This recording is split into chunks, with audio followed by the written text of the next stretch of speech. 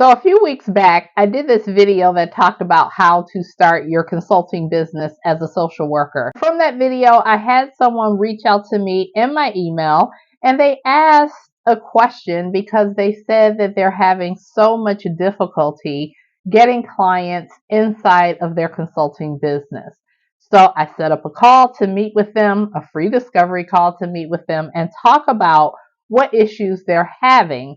And when I was speaking with this particular person, I noticed the trend. Well, I noticed the trend before, but this just brought it top of mind for me. And this trend is absolutely killing your consulting business. If you haven't started a consulting business, then it's great that you can find out what these things are today because it has the potential to kill your business if you do decide to start a consulting business. And I have seen these things, I have seen them take out so many people from this entrepreneurial journey when it doesn't have to. So if you want to know what those things are that's either killing your social work consulting business or have the potential to kill your social work consulting business, then stick around because I got you.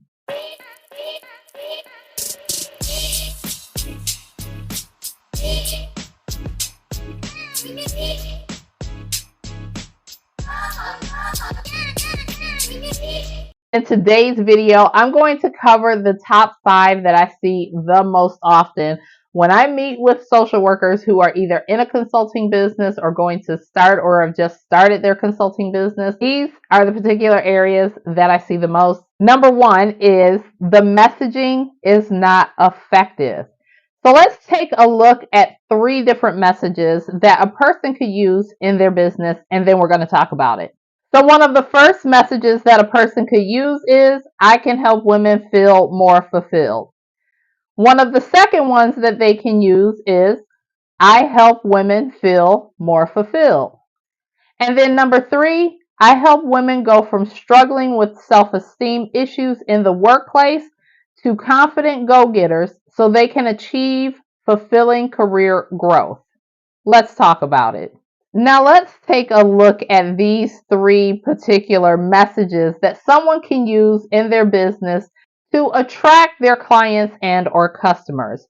Now if you look at this first message that says, I can help women feel more fulfilled. This is very vague, and on top of being vague, it does not sound confident. Nobody wants to work with an entrepreneur who is not confident about their products and or services. Now, this is a message that I often see from new social work entrepreneurs. And many times they use this type of language because they're new and they're not super confident yet. But you don't want to use this messaging when you're talking to someone about buying your products and or services. Now, you might be saying, why? It's not actually, well, let's look at number 2 and I'll explain. Number 2 says, I help women feel more fulfilled. This one just sounds more confident when you remove the word can, right? Because you saying I can help women makes it sound like you haven't done it yet, right? It sounds like something you want to do in the future. And people don't want to be your guinea pig. This is not the messaging that you want to use when you are speaking with potential paying clients and or customers. Now, number 2, you definitely sound more confident. I help women feel more fulfilled. That's important. The confidence that is exuded when you are delivering your messaging. But it's still very vague. What do you help them feel fulfilled in? So you still want to get more in depth. That's why number 3 is ideal because it speaks to where a person is currently, their pain point. This is the reason why they're going to pay you because you can help them do this next thing. So low self-esteem to more confident in their workplace, so they can feel more fulfilled in their career growth. They're not just feeling fulfilled. Feeling fulfilled is this very ambiguous statement. I'm going to help you feel more fulfilled. Doing what? In my career, as a parent, as a wife, as a partner in life? Like, what are you helping them feel more fulfilled in? What area? That's important because, again, your messaging is not effective. The reason why it's not effective is because it's ambiguous, and the people that you want to help or the people that you can help don't know you're talking to them. There's a huge difference between saying, I can help women feel more fulfilled. It states that you have not done it yet. Then you go to, okay, I help women feel more fulfilled because you have achieved this goal. But it still doesn't, who is it speaking to? It's like speaking to everybody, so nobody cares. And then you have this third one that talks specifically to a particular person with a particular problem, with a particular desire, right? So they want to feel more fulfilled in their career growth. You can help them get there. And if you have more effective messaging, it will definitely help your consulting business. Number one leads into number two. The reason why you probably don't have effective messaging is because you don't know. Maybe one, you don't know who your target audience is.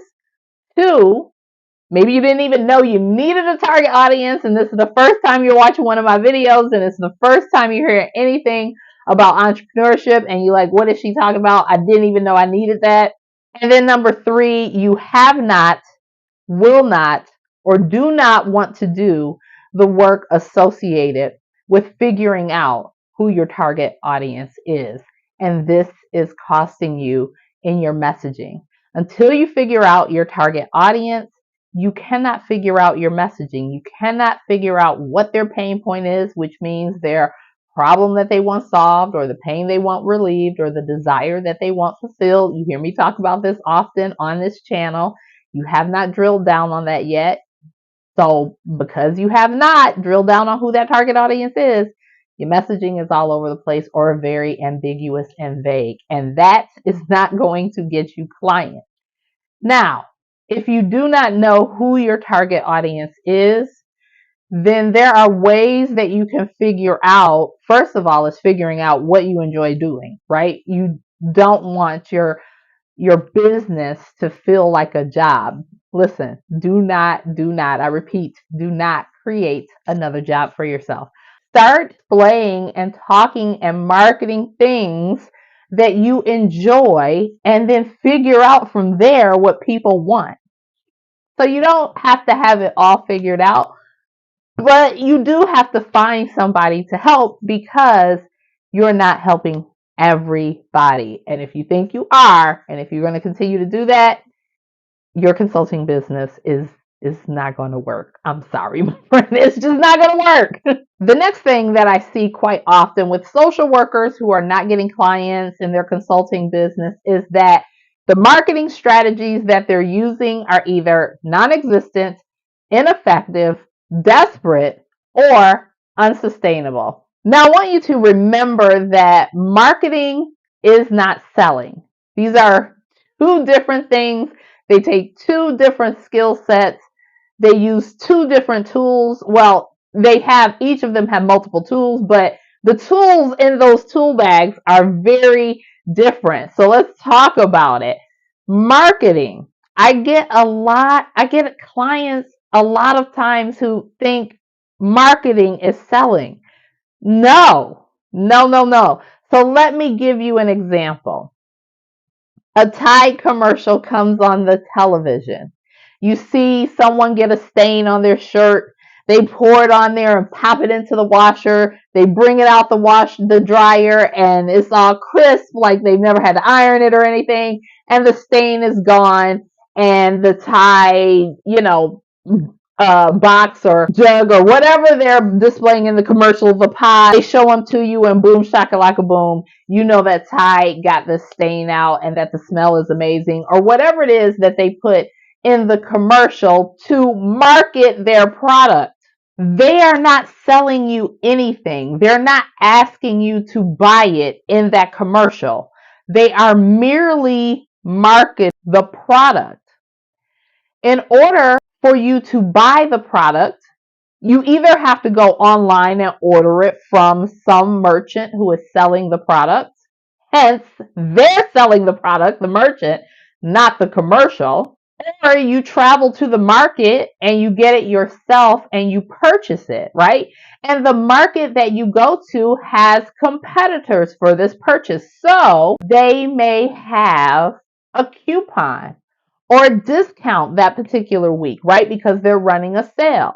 They could have both, right? So when you get to the market, based on who has the better offer, you purchase. That's where the selling occurs at the market. The selling does not occur in the commercial. The commercial is there to display the value of the service and or products. Because a lot of people think market is selling, you're only selling, not marketing. And that, my friend, is not going to get you customers and or clients. No, it's not, because you are doing it wrong. There is a symbiotic relationship between marketing and selling. So you got to know that first. Now, your marketing could potentially be non-existent because you're just not engaging in marketing because you're selling, or you're not doing anything. You're just hoping that you will build it and they will come, which no. No, people often talk about, I've had people who use that as inspiration, and I'm like, yeah, if you build it, they will come if you give them directions to get there.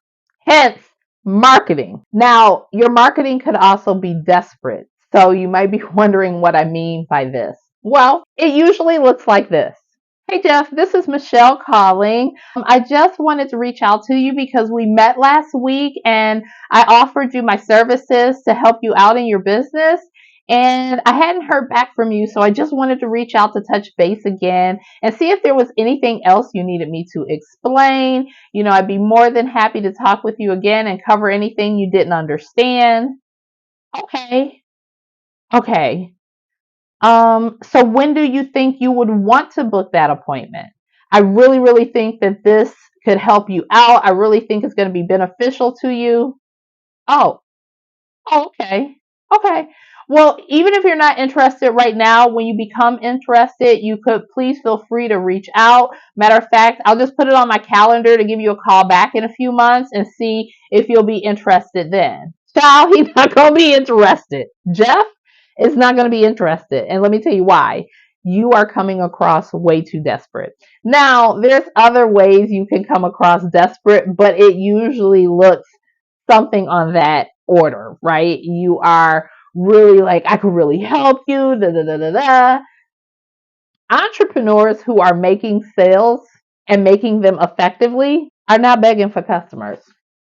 You will never see me send an email where I'm just begging for customers. So basically, what I give is people an invitation to a highlight reel of how they can change their life.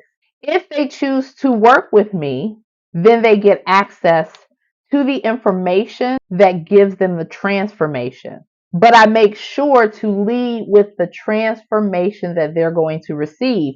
So you don't want to come across as desperate. It is not going to work. It does not work.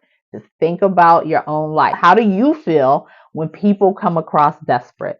Do you really want to spend your money with an entrepreneur who seems desperate? Absolutely not.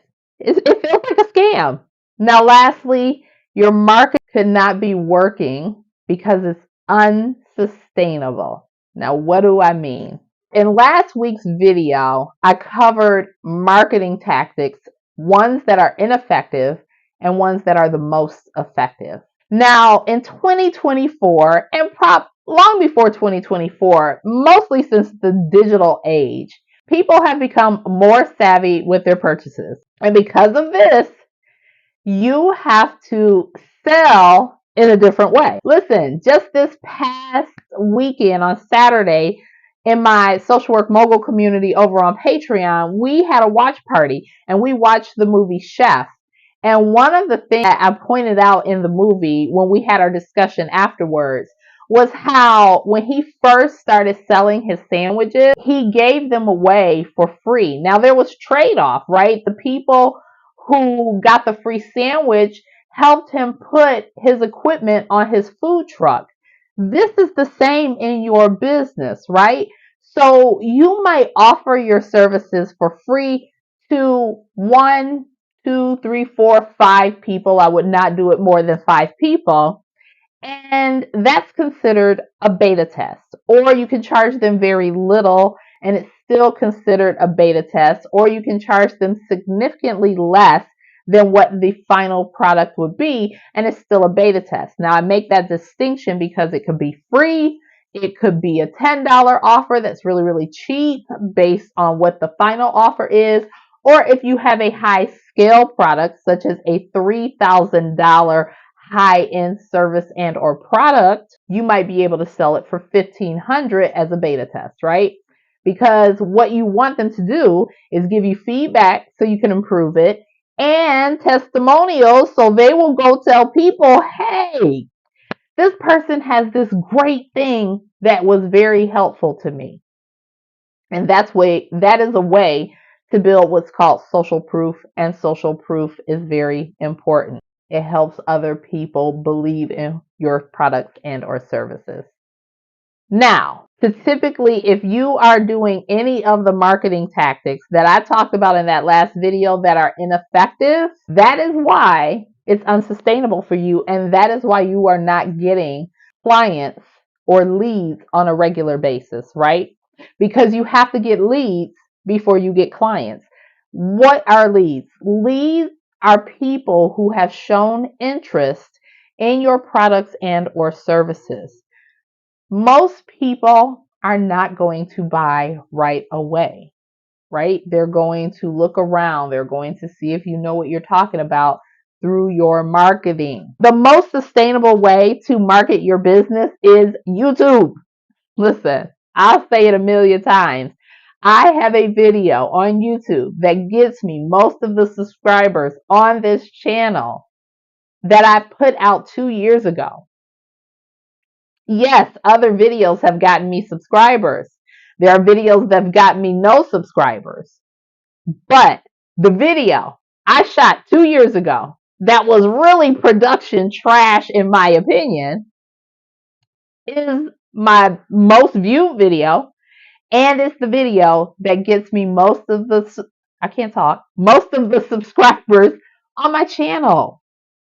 That is way more sustainable than me showing up and trying to sell people or market to people via a tabling event, via giving a public speaking, or doing something where I'm teaching or I'm, co-facilitating, or whatever it is that you're trying to utilize to market yourself. Now, the next one I covered when we were talking about marketing, but this one is you don't have an effective offer. So what is an offer? Let's talk about it.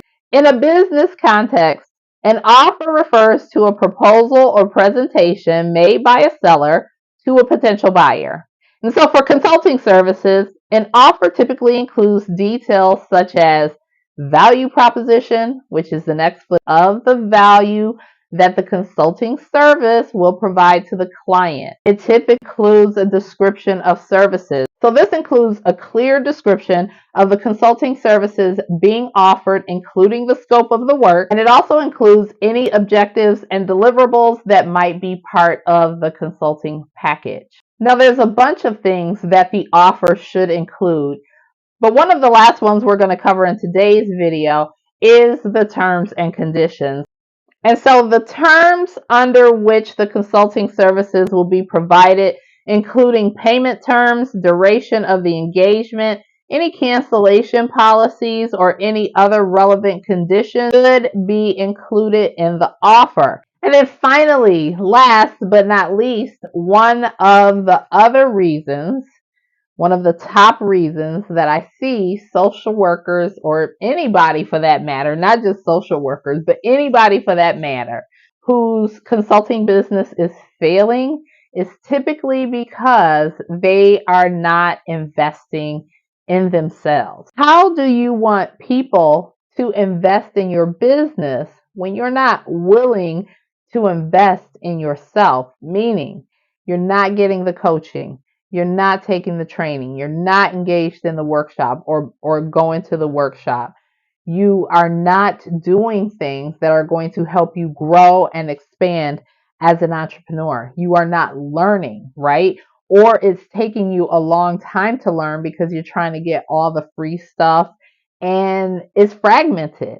You're not part of a community that's giving you support. You need these things. Now, it doesn't have to be my community. It can be anybody's community, anybody's training, anybody's mentoring or coaching. But you need that. You need to invest in yourself with someone who's already walked that path and can make it easier for you. They have the answers. They probably have a blueprint for you and a template that is just almost plug and play if you learn it. People have created businesses, myself included, that have a framework that can be duplicated, but you are not willing to pay for that. But yet, you want people to buy your services and or products, and you refuse to invest in yourself and get the education that you need to create the best user experience, the best experience, period, for your clients or customer. That's not going to work. And it's one of the main reasons why I see people's consulting businesses fail, including social workers. So if you haven't watched my marketing video for last week, go check that out. I also have updates because the kid is launching an app and I'm super excited. It's in the process of being built, and that's the whole process in and of itself. And I am moving eventually, once the app is finished, I will be moving off of Patreon. Right now, the Patreon is still active, and my members that are in there will have legacy membership, meaning that the price that it is right now, which is $7 a month, and we start our free course in 2 weeks, April 1st. The course that I have that I am beta testing is being offered to my Patreon community. I think there's 3 spaces left in the community. And remember, everybody who's currently in there will have legacy pricing. You will never see that pricing again, because guess what? Today's price isn't yesterday's price, which was free at one time, and tomorrow's price ain't today's price. So until next time, this is your girl Michelle saying, stop waiting. The time is now. Start your social work business, and bye for now.